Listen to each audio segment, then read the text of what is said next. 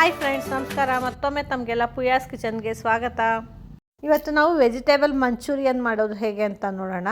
ಈ ಮಂಚೂರಿಯನ್ ತುಂಬಾ ರುಚಿಕರವಾಗಿರುತ್ತೆ, ಹಾಗೆ ತುಂಬ ನ್ಯೂಟ್ರಿಷಿಯಸ್ ಕೂಡ. ಹಾಗೆ ಮಾಡೋದು ಕೂಡ ಅಷ್ಟೇ ತುಂಬಾ ಸುಲಭ. ಹಾಗೆ ಇದನ್ನು ಗ್ರೇವಿ ರೀತಿಯಲ್ಲಿ ಕೂಡ ಮಾಡ್ಕೋಬೋದು, ಹಾಗೆ ಡ್ರೈ ಆಗಿ ಕೂಡ ಮಾಡ್ಕೋಬೋದು. ಈ ಎರಡೂ ರೀತಿ ಮಾಡ್ಕೊಳ್ಳೋದು ಹೇಗೆ ಅಂತ ವಿವರವಾಗಿ ತೋರಿಸ್ಕೊಡ್ತೀನಿ. ಈಗ ಮಾಡೋದು ಹೇಗೆ ಅಂತ ನೋಡೋಣ ಬನ್ನಿ. ಇದಕ್ಕೆ ನಾನು ಒಂದು ಎಲೆಕೋಸು ತೊಗೊಂಡಿದ್ದೀನಿ. ಈ ಎಲೆಕೋಸನ್ನ ಸಣ್ಣದಾಗಿ ಕಟ್ ಮಾಡ್ಕೊತಾ ಇದ್ದೀನಿ. ಸ್ವಲ್ಪ ಸಣ್ಣದಾಗಿ ಕಟ್ ಮಾಡಿ ನಾನಿಲ್ಲಿ ಮಿಕ್ಸಿ ಜಾರ್ಗೆ ಹಾಕ್ಕೊತಾ ಇದ್ದೀನಿ. ಸಾಮಾನ್ಯವಾಗಿ ಇದನ್ನು ತುರ್ಕೊಂಡು ಅಥವಾ ತುಂಬ ಸಣ್ಣದಾಗಿ ಕಟ್ ಮಾಡಿಕೊಂಡು ಬಳಸ್ತಾರೆ. ಆದರೆ ಈ ರೀತಿ ಮಿಕ್ಸಿ ಜಾರ್ಗೆ ಹಾಕ್ಕೊಳ್ಳೋದ್ರಿಂದ ತುಂಬ ಸುಲಭವಾಗಿ ಹಾಗೆ ತುಂಬ ಬೇಗ ಆಗುತ್ತೆ. ಹಾಗಾಗಿ ನಾನು ಮಿಕ್ಸಿ ಜಾರ್ಗೆ ಹಾಕ್ಕೊತಾ ಇದ್ದೀನಿ. ಬೇಕಾದರೆ ತುರ್ಕೊಂಡು ಕೂಡ ಬಳಸ್ಕೋಬೋದು, ಆದರೆ ಅದು ಸ್ವಲ್ಪ ಟೈಮ್ ಕನ್ಸ್ಯೂಮಿಂಗ್. ಹಾಗೆ ತುರಿದಾಗ ಅದು ಅಷ್ಟು ತುರಿ ಚೆನ್ನಾಗಿ ಬರೋದಿಲ್ಲ. ಅದಕ್ಕೋಸ್ಕರ ನಾನು ಮಿಕ್ಸಿ ಜಾರ್ಗೆ ಹಾಕ್ಕೊತಿದ್ದೀನಿ. ಈಗ ನೋಡಿ, ಕಟ್ ಮಾಡ್ಕೊಂಡಿರೋದನ್ನ ಸ್ವಲ್ಪನೇ ಹಾಕ್ಕೊಂಡು ಮಿಕ್ಸಿ ಜಾರ್ಗೆ ಹಾಕ್ಕೊತಾ ಇದ್ದೀನಿ. ನೋಡಿ, ಈ ರೀತಿ ರುಬ್ಕೊಂಡ್ರೆ ಈ ರೀತಿ ನೋಡಿ ತುರಿದಿರೋ ರೀತಿಯೇ ಬರುತ್ತೆ, ತುರಿ ಥರನೇ. ಸಣ್ಣದಾಗಿ ತುರಿದ್ರೆ ಹೇಗೆ ಬರುತ್ತೋ ಆ ರೀತಿ ಕಾಣಿಸ್ತಾ ಇದೆ ನೋಡಿ ಇಲ್ಲಿ. ಹಾಗೂ ಒಂದು ಪೀಸ್ ಅಥವಾ 2 ಪೀಸ್ ಈ ರೀತಿ ಇದ್ದರೆ ಅದನ್ನು ನೆಕ್ಸ್ಟ್ ಬ್ಯಾಚ್ ಹಾಕ್ಕೊಳ್ಳೋವಾಗ ಹಾಕ್ಕೋಬೋದು. ಈಗ ನಾನು ಈ ರೀತಿ ತರ್ತರಿಯಾಗಿ ಪುಡಿ ಮಾಡ್ಕೊಂಡಿರೋದನ್ನು ಒಂದು ಪಾತ್ರೆಗೆ ಬಗ್ಗಿಸ್ಕೊತಾ ಇದ್ದೀನಿ. ಹಾಗೆ 2-3 ಬ್ಯಾಚಲ್ಲಿ ಈ ರೀತಿ ಸ್ವಲ್ಪನೇ ಕೋಸು ಹಾಕ್ಕೊಂಡು ಈ ರೀತಿ ಪುಡಿ ಮಾಡ್ಕೊಂಡಿದ್ದೀನಿ. ಈ ರೀತಿ ಒಂದು ಪೂರ್ತಿ ಕ್ಯಾಬೇಜ್ನ ಮಾಡ್ಕೊಂಡಿರೋದು ಸುಮಾರು ನನಗೆ ಒಂದು 2 ಕಪ್ ಆಗೋಷ್ಟು ತುರಿ ಬಂದಿದೆ.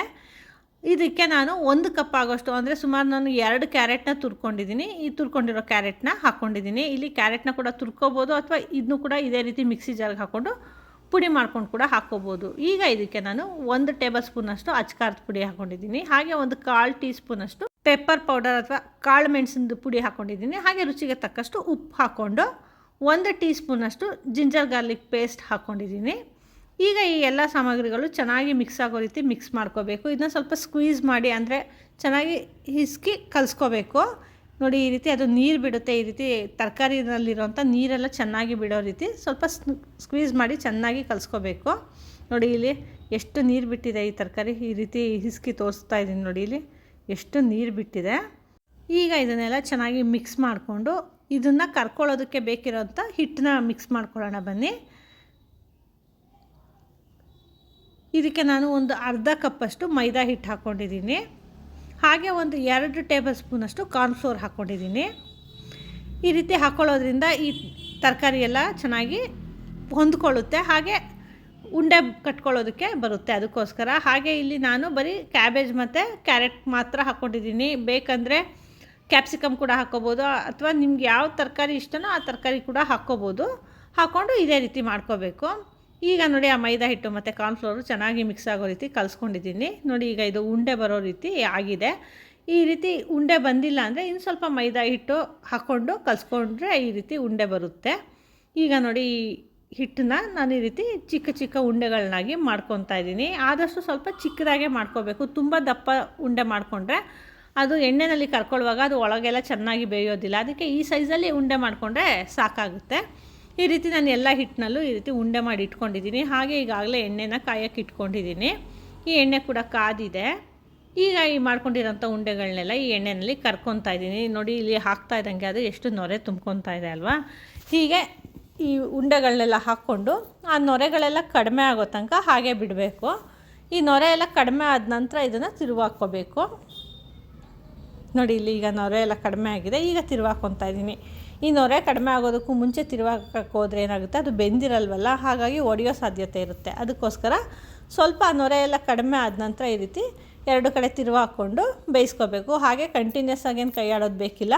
ಮಧ್ಯದಲ್ಲಿ ಕೈ ಆಡಿಕೊಂಡು ಮತ್ತು ಮೀಡಿಯಮ್ ಫ್ಲೇಮಲ್ಲಿ ಬೇಯಿಸ್ಕೋಬೇಕು. ಯಾಕಂದರೆ ಒಳಗೆಲ್ಲ ಚೆನ್ನಾಗಿ ಬೇಯುತ್ತೆ. ಅದಕ್ಕೋಸ್ಕರ ನೋಡಿ, ಇಲ್ಲಿ ಚೆನ್ನಾಗಿ ಕೆಂಪಿಗೆ ಬೆಂದಿದೆ. ಈಗ ಇದನ್ನ ನಾನು ಒಂದು ಟಿಶ್ಯೂ ಮೇಲೆ ತಕ್ಕೊತಾ ಇದ್ದೀನಿ.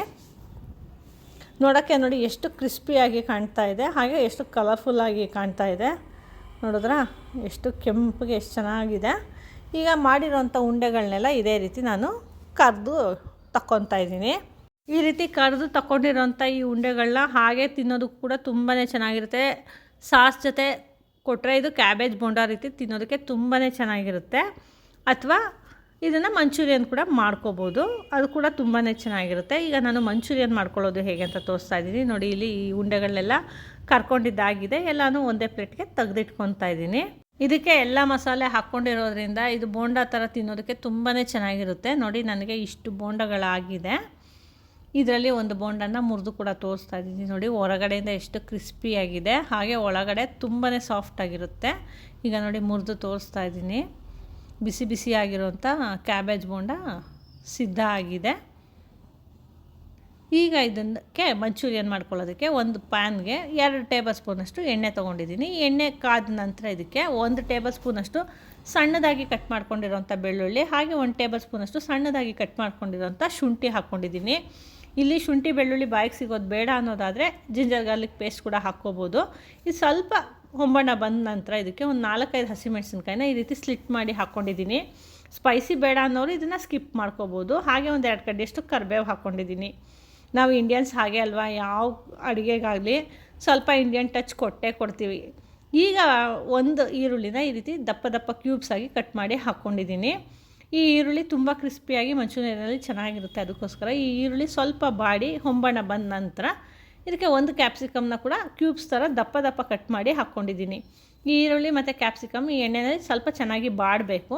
ಈ ರೀತಿ ಸ್ವಲ್ಪ ಚೆನ್ನಾಗಿ ಬಾಡಿದ ನಂತರ ಇದರಲ್ಲಿ ಮಧ್ಯಕ್ಕೆ ಒಂದು ಸ್ವಲ್ಪ ಜಾಗ ಮಾಡಿ ಇಲ್ಲಿ ಸಾಸ್ಗಳು ಹಾಕ್ಕೊಳ್ಳೋಣ. ಯಾಕಂದರೆ ಮಧ್ಯದಲ್ಲಿ ಕಾವಿರುತ್ತಲ್ಲ, ಈ ಸಾಸ್ ಹಾಕ್ಕೊಂಡ್ರೆ ಅದು ಬೇಗ ಚೆನ್ನಾಗಿ ಬಿಸಿ ಆಗುತ್ತೆ. ಅದಕ್ಕೋಸ್ಕರ ಇಲ್ಲಿ ನಾನು 1 ಟೇಬಲ್ ಸ್ಪೂನಷ್ಟು ಸೋಯಾ ಸಾಸು, 2 ಟೇಬಲ್ ಸ್ಪೂನಷ್ಟು ಟೊಮೆಟೊ ಸಾಸು, ಹಾಗೆ 1 ಟೇಬಲ್ ಸ್ಪೂನಷ್ಟು ರೆಡ್ ಚಿಲ್ಲಿ ಸಾಸ್ ಹಾಕ್ಕೊಂಡಿದ್ದೀನಿ.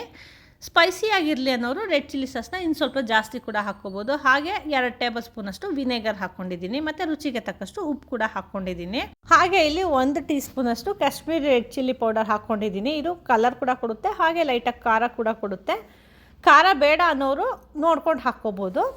ಈಗ ಇದನ್ನೆಲ್ಲ ಚೆನ್ನಾಗಿ ಮಿಕ್ಸ್ ಮಾಡಿಬಿಟ್ಟು ಇದು ಸಣ್ಣ ಊರಿನಲ್ಲಿ ಸ್ವಲ್ಪ ಬೇಯಲಿ. ಅಷ್ಟೊತ್ತಿಗೆ ಇದಕ್ಕೆ ಒಂದು ಸ್ಲರಿನ ಸಿದ್ಧ ಮಾಡ್ಕೊಳ್ಳೋಣ. ಇಲ್ಲಿ ನಾನು ಒಂದು ಬೌಲ್ಗೆ 2 ಟೇಬಲ್ ಸ್ಪೂನಷ್ಟು ಕಾರ್ನ್ಫ್ಲೋರ್ ಹಾಕ್ಕೊಂಡಿದ್ದೀನಿ. ಈ ಕಾರ್ನ್ಫ್ಲೋರ್ ಹಾಕ್ಕೊಂಡು ಇದಕ್ಕೆ ಬೇಕಿರೋಷ್ಟು ನೀರು ಹಾಕ್ಕೊಂಡು ಇದನ್ನು ಒಂದು ಸ್ಲರಿ ಮಾಡ್ಕೊತಾ ಇದ್ದೀನಿ. ಒಂಚೂರು ಕೂಡ ಲಂಪ್ಸ್ ಇರಬಾರ್ದು. ಆ ರೀತಿ ಈ ನೀರಲ್ಲಿ ಈ ಕಾರ್ನ್ಫ್ಲೋರ್ನ ಚೆನ್ನಾಗಿ ಮಿಕ್ಸ್ ಮಾಡ್ಕೋಬೇಕು. ಈ ರೀತಿ ಚೆನ್ನಾಗಿ ಮಿಕ್ಸ್ ಮಾಡಿಕೊಂಡು ನಂತರ ಇದನ್ನು ಈಗಾಗಲೇ ಹಾಕ್ಕೊಂಡಿರೋಂಥ ಸಾಸ್ಗಳ ಜೊತೆ ಹಾಕ್ಕೋಬೇಕು. ಇಲ್ಲಿ ನಾನು ಕಾರ್ನ್ಫ್ಲೋರ್ನ 2 ಟೇಬಲ್ ಸ್ಪೂನ್ ಹಾಕ್ಕೊಂಡಿದ್ದೀನಿ. ಈ ಗ್ರೇವಿ ಜಾಸ್ತಿ ಬೇಕು ಅನ್ನೋದಾದರೆ ಸ್ವಲ್ಪ ಕಾರ್ನ್ಫ್ಲೋರ್ನ ಜಾಸ್ತಿ ಹಾಕ್ಕೊಂಡು ಜಾಸ್ತಿ ಪ್ರಮಾಣದಲ್ಲಿ ಹಾಕ್ಕೊಂಡ್ರೆ ಇದು ಜಾಸ್ತಿ ಗ್ರೇವಿ ಸಿಗುತ್ತೆ. ಅಥವಾ ಮಂಚೂರಿಯನ್ನು ಡ್ರೈ ಆಗಿರಬೇಕು ಅನ್ನೋದಾದರೆ 1 ಟೇಬಲ್ ಸ್ಪೂನಷ್ಟು ಕಾರ್ನ್ಫ್ಲೋರ್ ಹಾಕ್ಕೊಂಡು ಸ್ವಲ್ಪ ನೀರು ಹಾಕ್ಕೊಂಡು ಈ ಸ್ಲರಿನ ಸಿದ್ಧ ಮಾಡ್ಕೊಂಡು ಹಾಕ್ಕೊಂಡ್ರೆ ಡ್ರೈ ಆಗಿರೋಂಥ ಮಂಚೂರಿಯನ್ ಸಿದ್ಧ ಆಗುತ್ತೆ. ಈಗ ನೋಡಿ ಈ ಗ್ರೇವಿ ಎಲ್ಲ ಚೆನ್ನಾಗಿ ಕುದಿಯೋದಕ್ಕೆ ಸ್ಟಾರ್ಟ್ ಆಗಿದೆ. ಈಗ ನಾನು ಮಾಡ್ಕೊಂಡಿರೋಂಥ ವೆಜ್ ಬಾಲ್ಗಳನ್ನ ಹಾಕ್ಕೊಂಡಿದ್ದೀನಿ. ಈ ರೀತಿ ಕ್ಯಾಬೇಜ್ ಮತ್ತು ಕ್ಯಾರೆಟ್ನ ಬೋಂಡನ ಹಾಕ್ಕೊಂಡು ಈ ರೀತಿ ಚೆನ್ನಾಗಿ ಮಿಕ್ಸ್ ಮಾಡ್ಕೋಬೇಕು. ಆ ಮಸಾಲೆ ಎಲ್ಲ ಆ ಉಂಡೆಗಳು ಚೆನ್ನಾಗಿ ಅಬ್ಸರ್ವ್ ಮಾಡ್ಕೋಬೇಕು. ಈಗ ಲಾಸ್ಟಲ್ಲಿ 1 ಟೀ ಸ್ಪೂನಷ್ಟು ಬಿಳಿ ಎಳ್ಳು ಹಾಕ್ಕೊಂಡಿದ್ದೀನಿ. ಇದು ಆಪ್ಷನಲ್ಲು, ಬೇಕಂದರೆ ಹಾಕ್ಕೋಬೋದು ಅಥವಾ ಸ್ಕಿಪ್ ಕೂಡ ಮಾಡ್ಕೋಬೋದು. ಇದು ಹಾಕ್ಕೊಳ್ಳೋದ್ರಿಂದ ಅದು ತುಂಬ ಕಲರ್ಫುಲ್ಲಾಗಿ ಕಾಣುತ್ತೆ, ಹಾಗೆ ಚೆನ್ನಾಗಿ ಗಾರ್ನಿಷ್ ಆಗುತ್ತೆ. ಅದಕ್ಕೋಸ್ಕರ ಈ ರೀತಿ ಹಾಕ್ಕೊಂಡು ಚೆನ್ನಾಗಿ ಮಿಕ್ಸ್ ಮಾಡಿಕೊಂಡ್ರೆ ರುಚಿಕರವಾದಂಥ ವೆಜಿಟೇಬಲ್ ಮಂಚೂರಿಯನ್ ತಿನ್ನೋದಕ್ಕೆ ರೆಡಿ ಆಗುತ್ತೆ. ನೋಡಿ ಇಲ್ಲಿ ಎಷ್ಟು ಕಲರ್ಫುಲ್ಲಾಗಿದೆ.